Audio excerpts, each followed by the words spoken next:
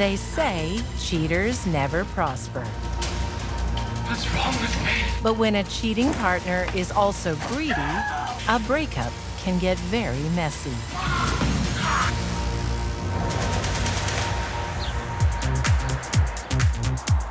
(2002), in the small village of Richhill in Northern Ireland. Newcomer, 30-year-old Jackie Crimble makes a big impression. Oh. She was very bold. She was very loud. She thrived on being the center of attention. Let's dance. Okay.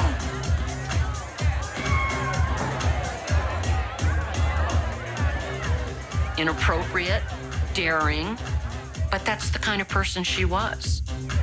Let's go back to your place. Jackie develops quite the reputation. She's shameless. She didn't seem to care what people were really thinking about her. One person who does care is Jackie's husband, Paul, waiting at home with their 2 children. Here we go. 5. She's gone out every other weekend by herself. He's at home babysitting the kids and stuff. Where's Mummy? She'll be home soon. They say opposites attract, and perhaps that's what was going on between Jackie and Paul. An engineer in the aerospace industry, Paul works extra shifts to pay for Jackie's extravagant lifestyle. I love your shoes. Thanks. They're new. Designer. She lived well above her means, whether it was a new car or a new handbag or a new pair of shoes. And I'm getting the matching handbag next week. I'll do everything bigger and better. Look at you. Why do you put up with her? I just want a peaceful home. Paul did everything he could to keep Jackie happy, but there was no keeping Jackie happy. There was never enough for Jackie. So when Jackie meets 27-year-old Roger Ferguson in July 2003, she sees an opportunity. Thanks. No problem. Are you okay? Jackie set her sights on Roger, and he had virtually no experience with women. No. I've got to go home. But my husband beats me. You can't go home then. Roger believed everything she said. I've got nowhere else to go. Look, come with me. We'll work something out. Roger was very quickly besotted by her. I think that she realized she'd found somebody that she could manipulate. New love is blossoming too in Chicago, Illinois, in the winter of 2007. 26-year-old Nicole Abusharif has also found a younger lover. She's just started dating 19-year-old Rose Sodaro. Nicole and Rose met initially on a car forum. I believe they were both enthusiasts of the Ford Mustang.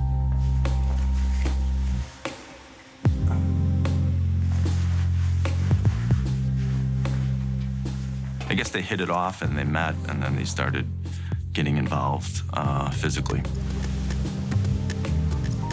Nicole is out to impress young Rose. Well, pretty much everything that Nicole said to Rose was a lie. I got that at ground zero. Tried to basically ensnare her into a relationship by making up just the most outlandish lies and stories that you could ever imagine. You were there? I'll never forget. She said that she's a firefighter. I was a first responder. She had friends who were firefighters who were killed in the course of heroic actions. Oh my God. She was trying to manipulate Rose in any way she could to make Rose feel sorry for her. For almost a year, Nicole keeps Rose captivated with an ever-growing web of lies. That's why I turned to this. I was a prosecutor for 30 years, and I really didn't see anybody that lied to the extent that this woman did. Nicole isn't just telling lies, she's living one.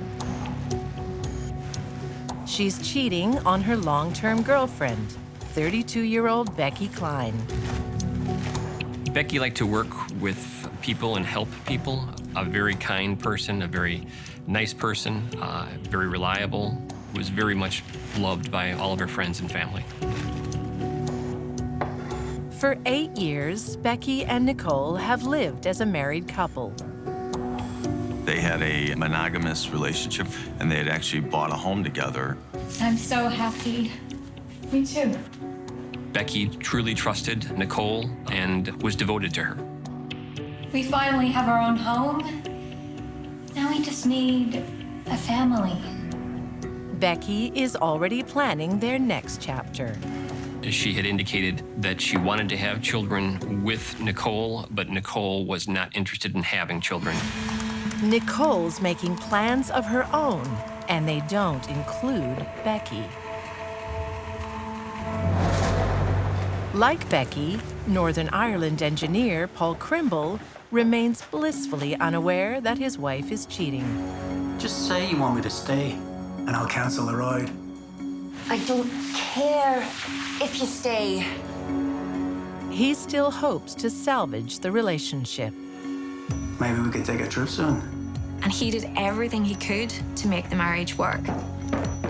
You'll be late. Go and say goodbye to your kids.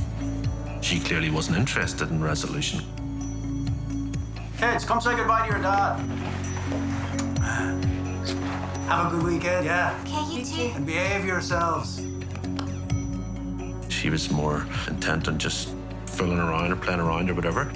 The moment Paul is out of sight, his place in their bed is taken by her new lover, Roger. He was really in love with Jacqueline. He really saw that there was going to be a future together for both of them. I've got some exciting news to tell you. What? Roger's devotion only deepens when Jackie delivers a double-barreled surprise. I'm pregnant. With twins. Roger was a nice guy who came from a good family. And they're yours. Are you serious? Life was pretty good for him, right up to the moment he met Jackie. Jackie and Roger's affair is the worst-kept secret in the village. She didn't try to hide the affair. She was always seen out with Roger. Everyone in town knew she was involved with Roger. Everyone except Paul. He just couldn't see what was right in front of him.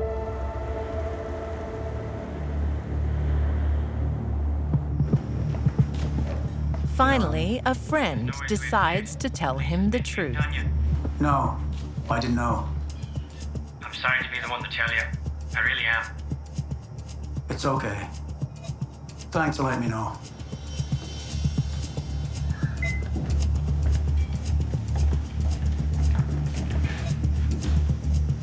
What's the matter with you? Are you sleeping with Roger? Sure am. When Jackie was confronted, she didn't lie. She said, yeah, and our marriage is over. What about our kids? But Paul doesn't want a divorce. He didn't want to walk out and leave his 2 children with Jacqueline. What about me? And when he told her he would never divorce her, he signed his own death warrant.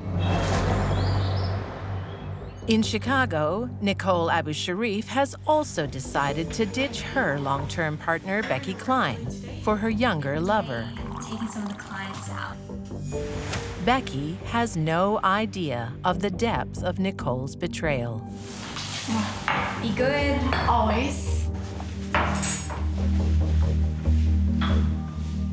Nicole started seeing Rose more and more often. Do you want to come over? She was communicating with her all the time. She was desperately trying to keep hold of Rose and make Rose think that she was some wonderful person worthy of spending the rest of her life with. It's my housemate. And how come I haven't met her? She works odd shifts, so she's barely home. But nothing she tells her is true. She did not know that Nicole was in a relationship. Then Nicole makes Rose an offer she knows she can't refuse. I think that's why we should get our own place. Oh yeah? With what? I've got money. I'll buy you a house. Nicole has a plan that will make it all possible. To continue a relationship with Rose and get Becky out of the way.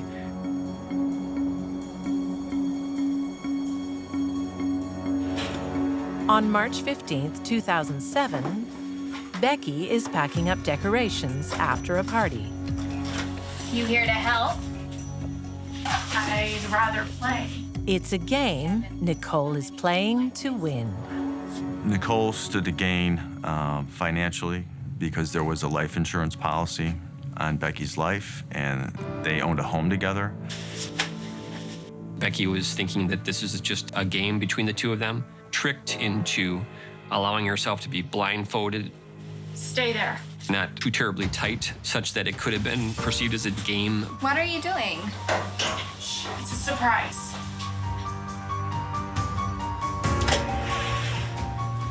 Her hands were duct taped behind her back. Please, Nicole, this isn't funny. Just stay calm. Cole tied the gag around Becky's mouth.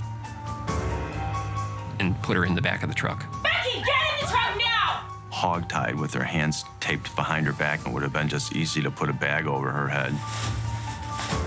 This is no game. This is murder.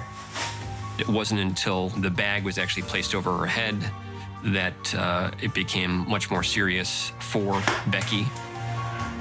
The bag was tied multiple times with duct tape. I could not imagine what went on in Becky's head. She must have been terrified, poor thing. She suffocated in a slow manner.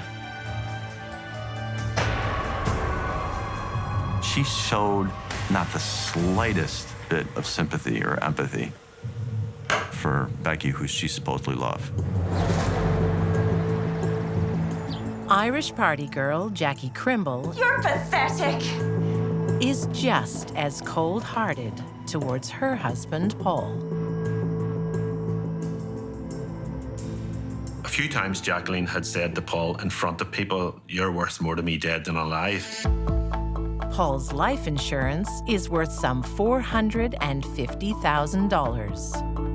To get her hands on it, Jackie plants a cruel lie in the mind of her young lover, Roger Ferguson. Paul had attacked her and had kicked her, and she lost the twins. When did it happen? 3 nights ago. Jackie plumbed the depths of hell to come up with the story. Why didn't you call me? I was afraid he'd hurt you too. He was sterile. She couldn't even get pregnant. Roger is now her puppet. I want to kill him. You'd do that for me.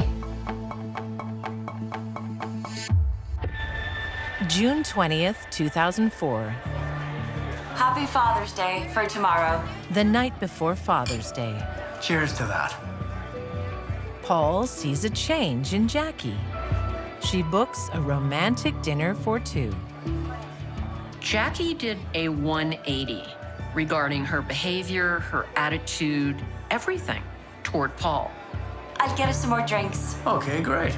She told Paul that she was going to give him a night to remember. I'll drive tonight. I want you to have fun. I like it. But Jackie's transformation is just a means to a murderous end. Paul got quite a surprise when he got home, but it wasn't a Father's Day present.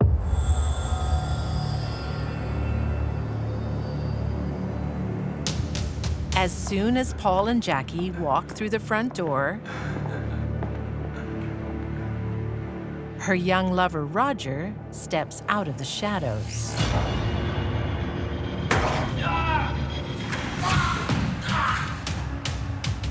Paul couldn't believe what was happening to him. He knew that his wife had betrayed him, realized he'd been caught in a trap,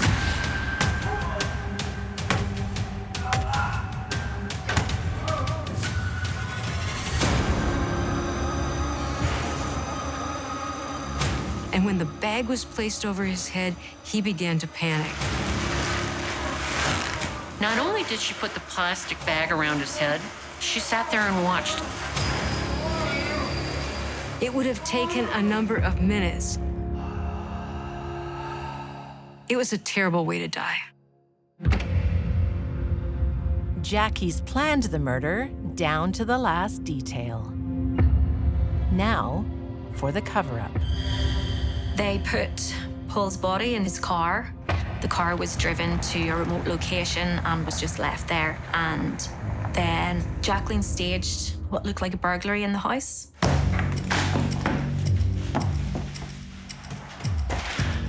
You know, knocked a number of things over, knocked the phone off the table. She was tied up with cable ties then as well. The stage is set for the performance of her life. She creates a story about contacting 999 on her phone. That's kind of hard to believe. Help me, please! 2 men came in. There's been a robbery. 2 men came in. They were shouting about money and... Only Jackie's hands were tied behind her back, but she could still walk. Jackie! Jackie Crimble! Why didn't she just walk out the front door and go to a neighbor's? They had masks on. They took my husband. I don't know where they've gone. No. Jacqueline, at the start of it, sounded absolutely hysterical. Then there's a point where she thought that she had hung the phone up, and she immediately stopped crying. And she heard them saying, "Hello, are you still there?" Mom? Mom, are you there? Oh, please, come and help me! Help me! Oh, no. When she realized the operator was still there, she gasped and then went hysterical again. Oh, help me! Please, please, help me! Help me! And that's where the whole case fell down. Jackie may have been good at something, but it wasn't acting. The police easily connect the dots. The unlikely crime scene, a life insurance policy, and a young lover waiting in the wings. Stupid people, they don't see how stupid they are, and their weakness is thinking that they're smarter than others. And that's her through and through, you know. In 2007, Roger Ferguson is convicted of murder and sentenced to life in prison with an 18-year non-parole period. Roger was an otherwise good person who had been turned into a killer by being besotted by a woman. He has just completely fallen under her spell. Jackie Crimble is also found guilty of murder with a 20-year non-parole period. I've never come across anyone like Jacqueline Crimble. She is so manipulative, so cruel, so callous. She has no heart. There's black in her veins, not blood. She felt no shame, no remorse, no guilt. Thank God she was also stupid, so she got caught very quickly.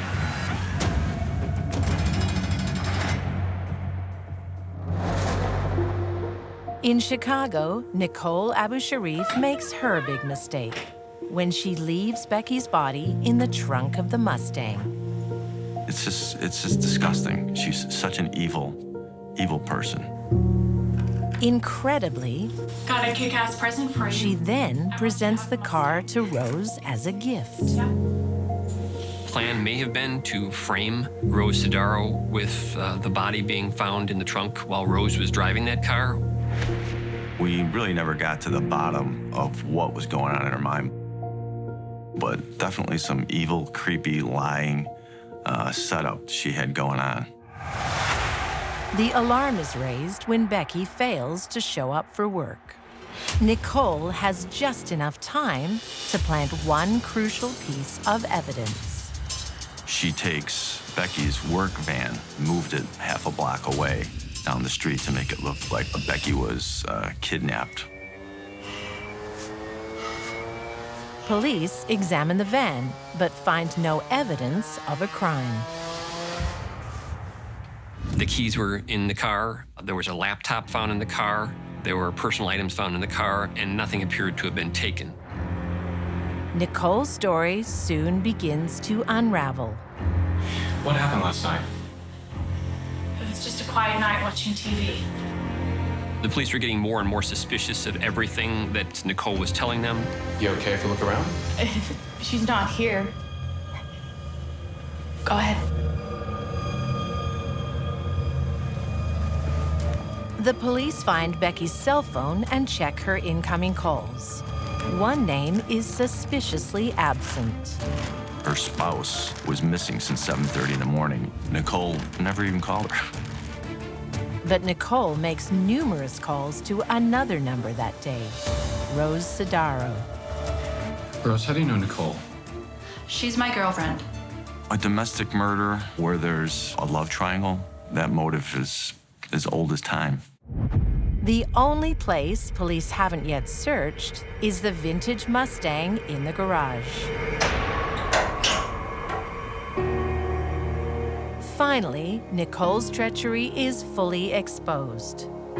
Fingerprints on the duct tape used to suffocate Becky confirm she's the killer. And it was really an incredible piece of evidence. It was a nail in the coffin for her. In 2009, Nicole Abu Sharif is convicted of first-degree murder and sentenced to 50 years in prison. She won't be eligible for parole until 2059, at the age of 76. I think Nicole was a total sociopath. I mean, she's just pure evil. Incredibly cold, manipulative user who would do anything to anyone to benefit herself.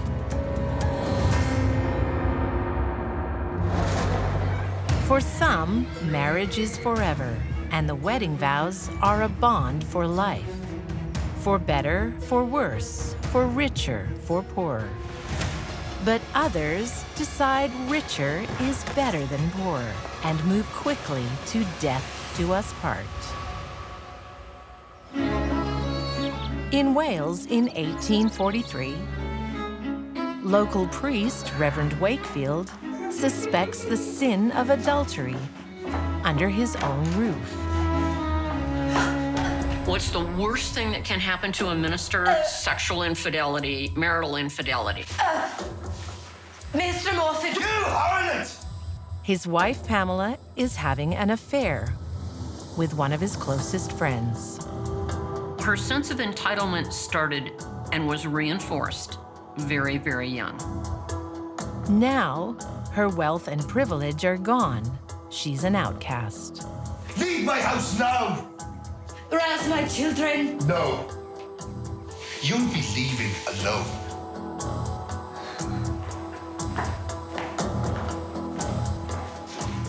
That would be the scandal of the year in that community. And he kicked her out, and he maintains custody of the kids. Her reputation in ruins, Pamela flees the country for a new beginning. But the guilt of her infidelity will cast a lasting shadow.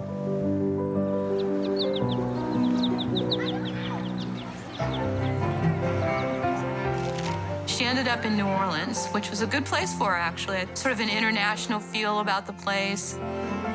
Pamela still has youth on her side. And she's a fresh face in the New Orleans society. I don't think she would have been attracted to anybody who wasn't wealthy. That man. Why isn't his wife looking after the children? She passed away. Oh. How terrible. She didn't want the man. She wanted the money that's attached to the man. Don't they look scrumptious? Thank you very much, gentlemen. It's been a pleasure. Thank you for coming. Moses Worms is a successful merchant, raising 2 children on his own. Her singular focus was to find a wealthy man to marry. You must be the new arrival I've been hearing about. Yes, I've just moved here from Wales. And he was very wealthy. Welcome to New Orleans. Thank you. She loved being in the upper crust circles. She loved that part of life. Just 2 months later, reinvented as a respectable widow, Pamela marries Moses. She's back where she belongs. Welcome to the family, my dear. Thank you. But Pamela's second chance at happiness could be shattered if Moses discovers her scandalous past. You must tell me all about yourself. I'm a widow. Oh, poor dear. Now, where are you from? Pamela keeps her past deeply buried. But it's not easy in an international port city like New Orleans. There were a lot of people from Wales in New Orleans that knew who she was. She was concerned that her past might catch up with her. Desperate times call for desperate measures. So she feigned an illness. Oh, dear. And got him to relocate to Chicago and leave his family back in New Orleans. Pamela was not only greedy, she was very clever.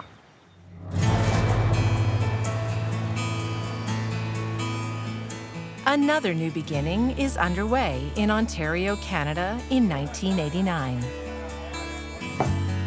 A blind date with widower Gordon Stewart is a second chance at happiness for 53-year-old divorcee Melissa Shepard.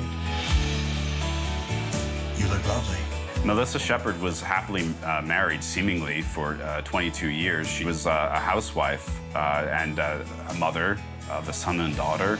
Oh, I ordered some white wine. The dating world is unfamiliar, and Melissa is wary. Oh, I'm not married. My wife recently passed away.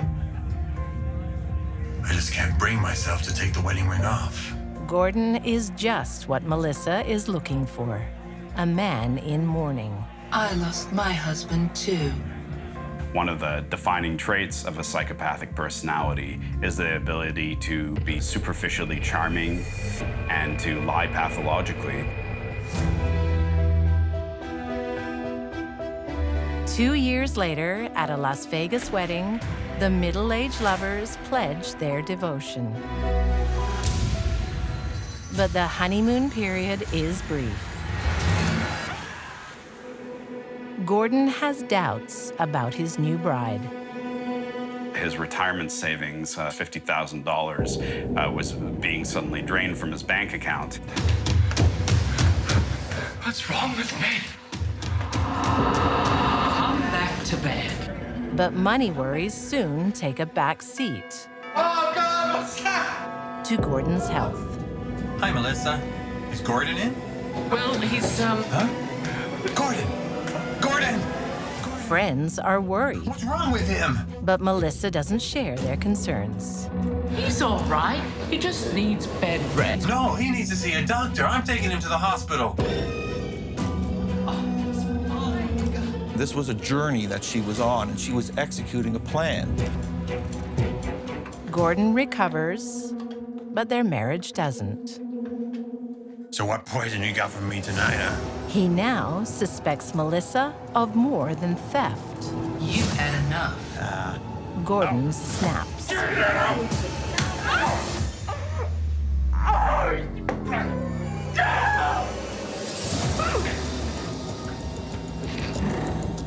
I think that it was probably a relationship in which they both provoked the worst in each other. Gordon serves time for assault. When released, his parole conditions forbid him to see Melissa.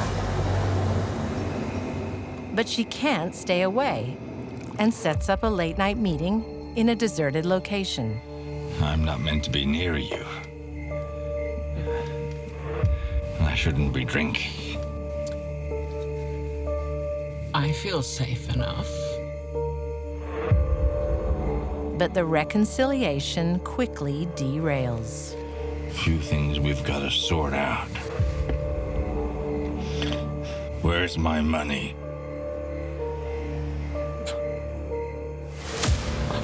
What happens next on that isolated dirt road? Only two people know for sure. Hey! And only one of them will return. Isolation is exactly what Pamela Worms wants for her new husband. Claiming the country air is good for her health, she gets Moses to relocate with his two youngest children to a rural property in Illinois. Coming here has saved me. I'm grateful you're feeling better. But I do miss my family. They haven't even written. In those days, of course, the only way to hear from family was letters. But Moses isn't being ignored by his family and friends. Pamela is intercepting his mail. She kept those letters from him. Coffee, Mom. Please. In this way, she could say that your family doesn't care about you. But her plan to keep Moses away from New Orleans backfires. I might pay them a visit. Whatever you think is best. That's when Pamela got pretty nervous. She just can't risk having him out of her sight for any length of time. Somebody else might get his ear, start talking sense to him, and then it's bye-bye Pamela.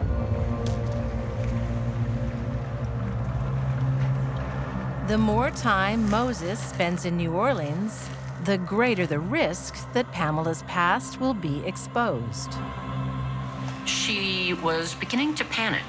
She had to get Moses back to Illinois. How best to do that? Arrange an accident for one of his beloved little children. Down there, right next to those brambles. He's 12 years old, so he's very impressionable, and she claims that there's some injured animal out in the woods. Ah!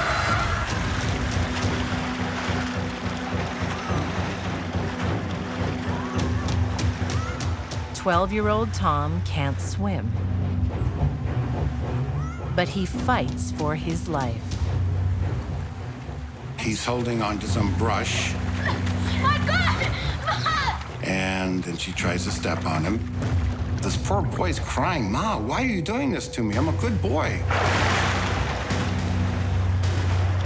I can't even imagine the terror that he felt and the betrayal. I mean, who could do that?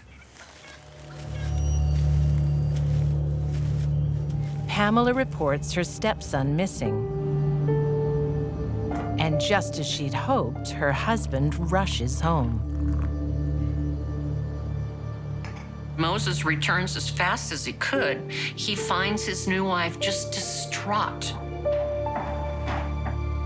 When Tom's body is found in the lake, it's assumed to be a tragic accident. Moses is devastated, and of course, he's not going to go anywhere. Right now, he is just consumed with grief. Please, you must stay with me. Of course. She was a psychopath. She wanted something, and she would get rid of anybody that was in her way. She's also an opportunist who can't resist the temptation of an easy target. May he rest in peace. Amen. Amen. A recently widowed relative of Moses stops in to visit. And Pamela saw dollar signs. Delicious, Yes, my it's dear. very nice. Mrs. Brock becomes suddenly ill. Within hours, she's bedridden, unable to speak. Allow me, ma'am. I'll do it.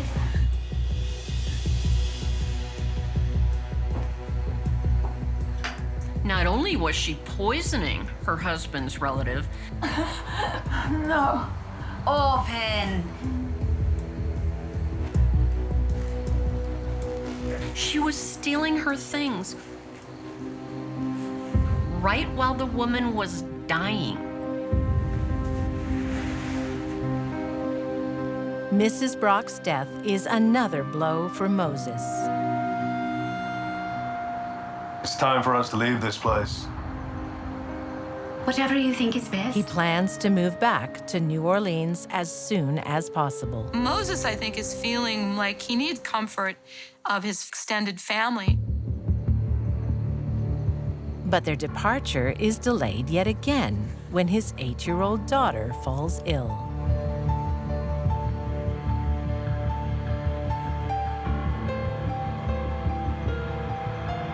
If only we'd moved.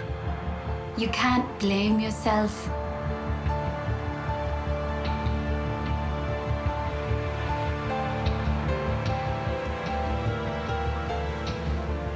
It was a long, drawn-out, torturous event.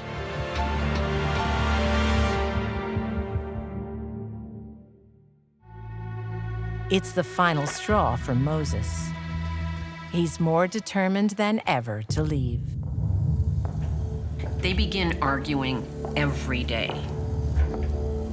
But it's dangerous to argue with Pamela every day. Arguments can escalate, as Melissa Shepherd and her husband Gordon discover at their late-night meeting in Ontario, Canada. Melissa ran over her second husband because he had allegedly raped or attempted to rape her. She runs over him not once, but twice with her car.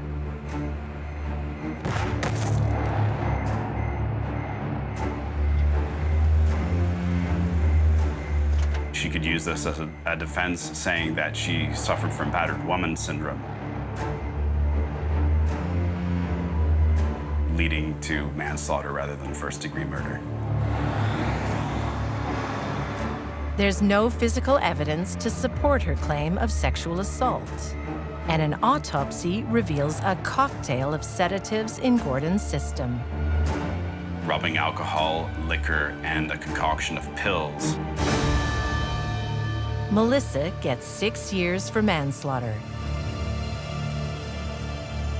But after serving just 2, she's back on the streets and on the prowl.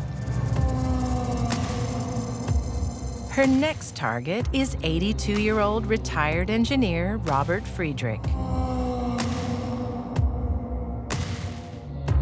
Within 1 month of meeting, the couple marries.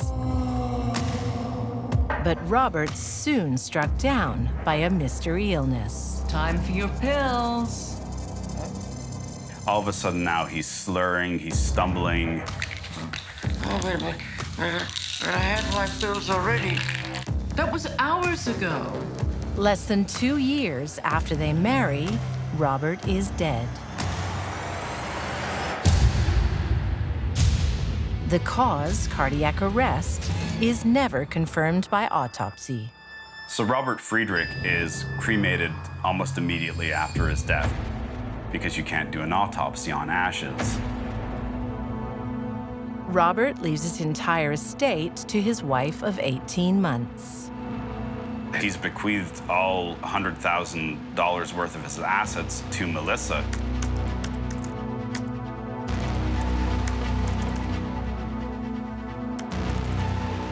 She was outsmarting people and getting rich doing so, too. So it's almost like a business venture, but it's not all about the money. It's also about loving your job.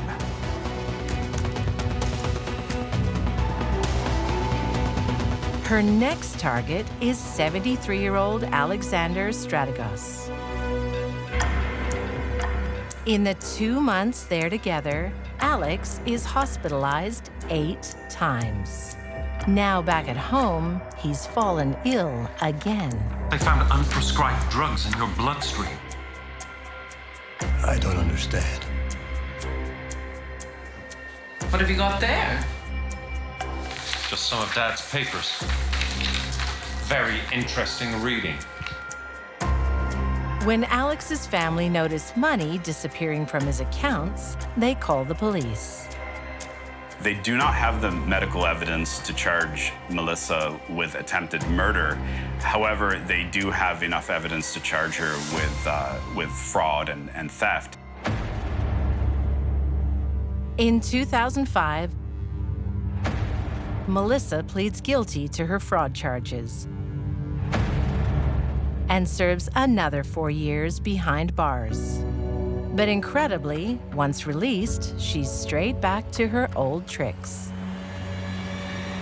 In 2012, after another whirlwind romance, she marries 75-year-old widower Fred Weeks. Fred Weeks is a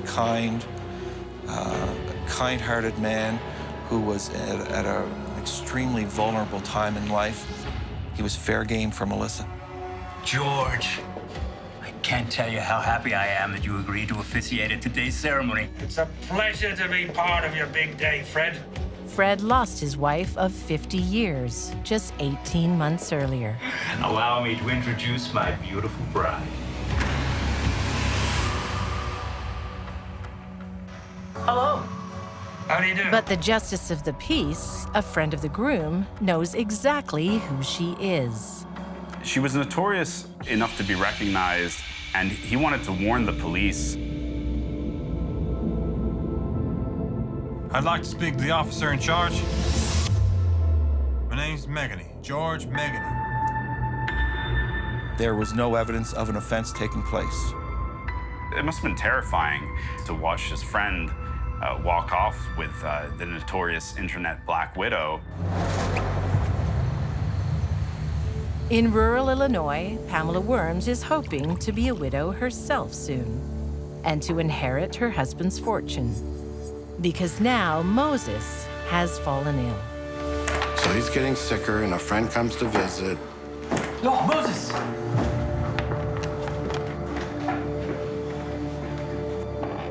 What's the matter, Moses? I'm a dead man. With the last of his strength, Moses completes his will and identifies his killer. My wife has poisoned me.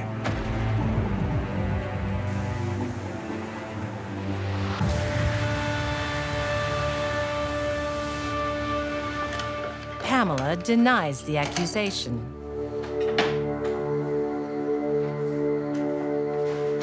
But suffers another devastating blow when she locates Moses's last will. She went through all this effort, but he had taken her out of the will. So she's left with nothing. An autopsy confirms Moses's accusation. His body is just full of poison. Arsenic, blue rocket, which is a vegetable kind of poison. He's just filled with poison. Pamela Worms is arrested. In 1851, she is convicted of the first-degree murder of her husband and sentenced to death by hanging.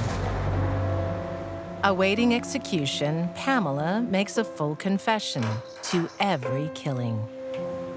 Hello, Pastor. Are you ready? Of course. She chose to tell her whole story, every awful detail. What a wretch I was. She wanted that money. She wanted economic security. She was not going to stop killing people until she got what she wanted.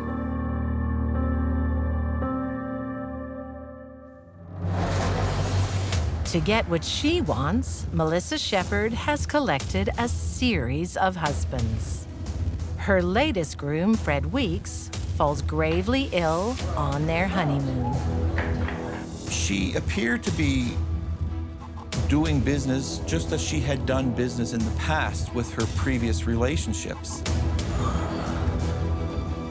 You sure you don't want me to call an ambulance? It's just seasickness from the ferry ride.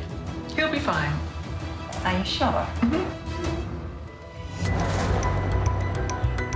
The following morning, the new Mrs. Weeks enjoys a leisurely breakfast. There is no sign of her sick husband. How is everything? Just divine. She says something to the effect of, when I'm finished my breakfast, can you please call an ambulance for my husband? He's very, very sick. That tells us a lot about her mind. He's not well. Fred is admitted to the hospital. Melissa's behavior is so strange, the staff call the police. Their primary concern at this point that she was trying to kill him, and so that's why they arrest her at that point. Melissa is charged with attempted murder. But it's a charge that doesn't stick. The concentration of those drugs in his system, it was not lethal. Everybody knows that she's a bad apple, but she just seems to keep slipping the noose. In 2013, Melissa Shepard pleads guilty to administering a noxious substance and failing to provide the necessities of life. She serves just 3 years in prison, and in 2016, at the age of 80, she's released. She remains a free woman. Is Melissa going to try it again? Is she able to? She's very old at this point, and I would say it's a coin toss.